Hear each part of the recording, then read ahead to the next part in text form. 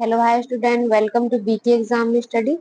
चलिए अपनी साइंस की क्लास स्टार्ट करते हैं। क्वेश्चन नंबर फर्स्ट है, लेंस की शक्ति की एसआई इकाई क्या है? Option A hypermetropic, option B यहाँ पे है डायोप्टर।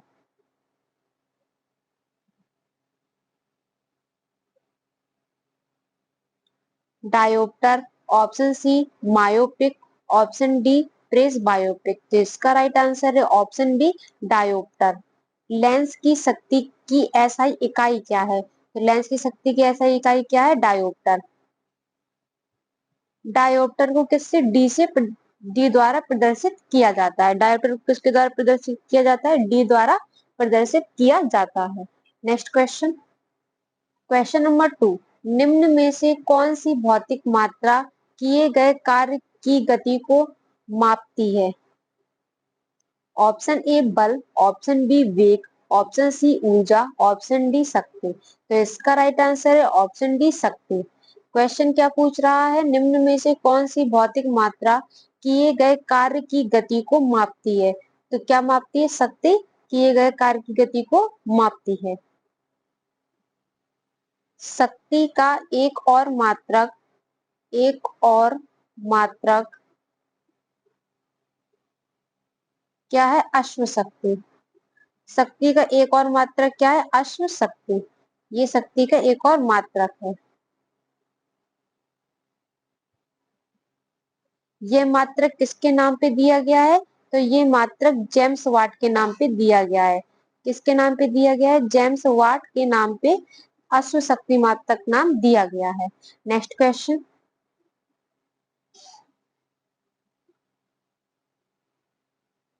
क्वेश्चन नंबर 3, गति का पहला समीकरण किसके बीच संबंध दर्शाता है? ऑप्शन ए स्थिति और समय, ऑप्शन बी स्थिति और वेग, ऑप्शन सी वेग और समय, ऑप्शन डी वेग और त्वरण। तो इसका राइट आंसर है ऑप्शन सी वेग और समय। गति का पहला समीकरण किसके बीच संबंध दर्शाता है? तो किसके बीच संबंध दर्शाता है? वेग और समय के बीच संबंध दर्शाता है। Next question, question number 4, Celsius से केल्विन पैमाने पर तापमान को बदलने के लिए आपको निम्न में से क्या करना होगा? ऑप्शन ए दिए गए तापमान को 273 से गुना करें, ऑप्शन बी दिए गए तापमान में 273 जोड़ें, ऑप्शन सी दिए गए तापमान को 273 से विभाजित करें, ऑप्शन डी दिए गए तापमान में से 273 घटाएं। तो इसका राइट आंसर है ऑप्शन बी दिए गए तापमान में 273 जोड़ें। क्वेश्चन पढ़ लेते हैं दोबारा, क्या बोल रहा है? सेल्सियस से केल्विन पैमाने पर तापमान को बदलने के तापमान को बदलने के लिए आपको निम्न में से क्या करना होगा? तो क्या करना होगा? दिए गए तापमान में 273 जोड़ना होगा। दिए गए तापमान में क्या? 273 जोड़ना होगा। नेक्स्ट क्वेश्चन, क्वेश्चन नंबर 5, इनमें कौन सा रासायनिक परिवर्तन नहीं है? ऑप्शन ए ईंधन का दहन, ऑप्शन बी अम्लीकृत जल का विद्युत अपघटन, ऑप्शन सी ऑक्सीकरण लोहे में जंग लगना, ऑप्शन डी प्लेटिनम तार का जलना। तो इसका राइट आंसर है ऑप्शन बी अम्लीकृत जल का विद्युत अपघटन। इनमें से कौन सा रासायनिक परिवर्तन नहीं है? तो क्या है? अम्लीकृत जल का विद्युत अपघटन। ये क्या है? रासायनिक परिवर्तन नहीं है। जबकि ईंधन का दहन, ऑक्सीकरण लोहे में जंग लगना, प्लेटिनम तार का जलना, ये सभी क्या है? रासायनिक परिवर्तन है। और अम्लीकृत जल का विद्युत अपघटन रासायनिक परिवर्तन नहीं है। नेक्स्ट क्वेश्चन, क्वेश्चन नंबर 6, इनमें से किसे जल को शुद्ध बनाने हेतु प्रयोग में लाया जाता है? ऑप्शन ए यहाँ पे स्फीति दाब, ऑप्शन बी परासरण, ऑप्शन सी रिजर्व परासरण, ऑप्शन डी साइटोलिसिस। तो इसका राइट आंसर है ऑप्शन सी रिजर्व। रिवर्स है यहाँ पे, रिवर्स परासरण। तो इसका राइट आंसर क्या है? ऑप्शन सी रिवर्स परासरण। इनमें से किसे जल को शुद्ध बनाने हेतु प्रयोग में लाया जाता है, तो किसे लाया जाता है, रिवर्स परासरण को लाया जाता है। रिवर्स परासरण समुद्री पानी के जल शुद्धिकरण में नमक और पानी के अणुओं से अन्य पदार्थों को दूर करने के लिए उपयोग किया जाता है। किस लिए उपयोग किया जाता है, समुद्री पानी के जल, समुद्री पानी के जल शुद्धिकरण, जल शुद्धिकरण में नमक और पानी के अणुओं, पानी के अणुओं से अन्य पदार्थों को दूर करने के लिए उपयोग किया जाता है।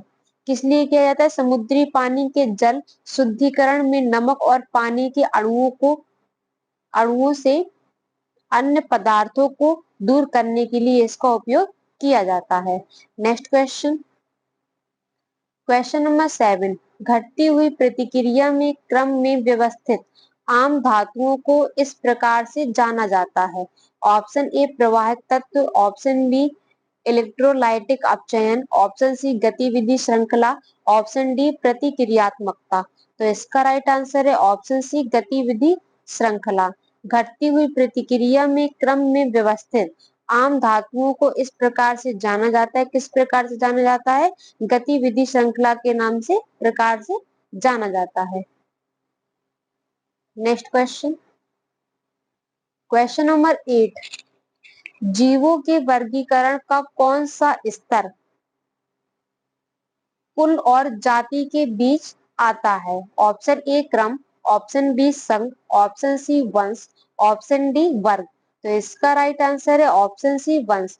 जीवों के वर्गीकरण का कौन सा स्तर कुल और जाति के बीच आता है, तो कौन सा स्तर आता है, वंश कुल और जाति के बीच आता है।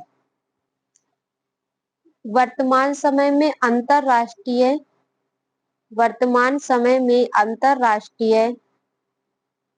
नामकरण कोड द्वारा जीवों के वर्गीकरण की कितनी 7 श्रेणियां आती हैं, कितनी श्रेणियां आती हैं, 7 श्रेणियां परिभाषित की गई हैं। ये श्रेणियां जैसे कि जगत संघ, वर्ग, गण, कुल, वंश तथा जाति। क्या है अंतरराष्ट्रीय, वर्तमान समय में अगर पूछे, वर्तमान समय में अंतरराष्ट्रीय नामकरण कोड द्वारा जीवों के वर्गीकरण की कितनी 7 श्रेणियां परिभाषित की गई हैं।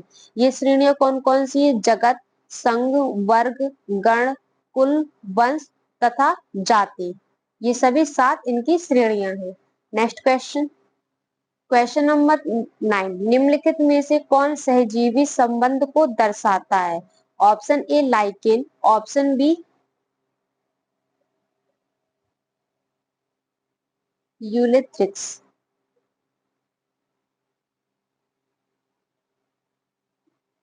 Option B ulothrix, option C यहाँ पे फ्यूनेरिया है, फ्यूनेरिया। तो इसका राइट आंसर है ऑप्शन ए लाइकेन। निम्नलिखित में से कौन सहजीवी संबंध को दर्शाता है, जो लाइकेन होता है ये क्या है, सहजीवी संबंध को दर्शाता है। लाइकेन कवक तथा शैवाल दोनों से मिलकर बनता है, दोनों से मिलकर बनता है। लाइकेन क्या, कवक तथा शैवाल दोनों से मिलकर बनता है। इसमें कवक तथा शैवालों का संबंध सहजीवी होता है।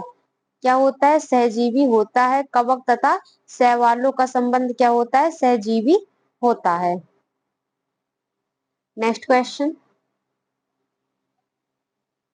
क्वेश्चन नंबर 10, निम्नलिखित में से कौन सी वनस्पतियों से प्रजनन अंग होते हैं? ऑप्शन ए कलमा, ऑप्शन बी देवदार, option C pinus, option D marsilea. तो इसका राइट आंसर है ऑप्शन डी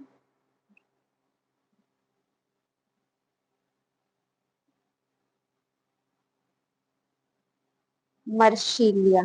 तो इसका राइट आंसर क्या है? Option D marsilea. निम्नलिखित में से कौन वनस्पतियों से प्रजनन प्रजनन अंग होते हैं? तो कौन होते हैं? मर्सिलिया। नेक्स्ट क्वेश्चन, क्वेश्चन नंबर 11, जैव मंडल आरक्षित क्षेत्र का सबसे सही विवरण है? ऑप्शन ए बायोगैस उत्पादक स्थल,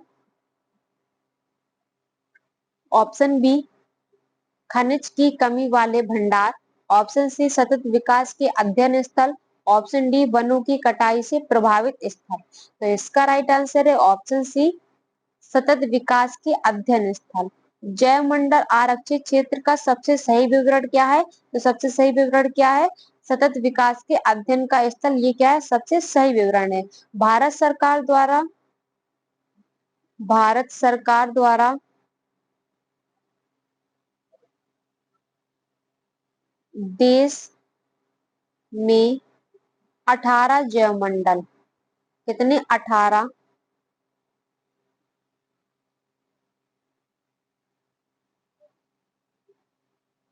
18 जैव मंडल आरक्षित क्षेत्र स्थापित है। कितने? 18 जैव मंडल आरक्षित क्षेत्र स्थापित हैं।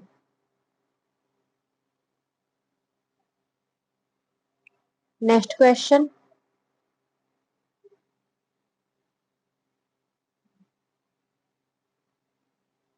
क्वेश्चन नंबर 12, एक जलीय जीव की सेहत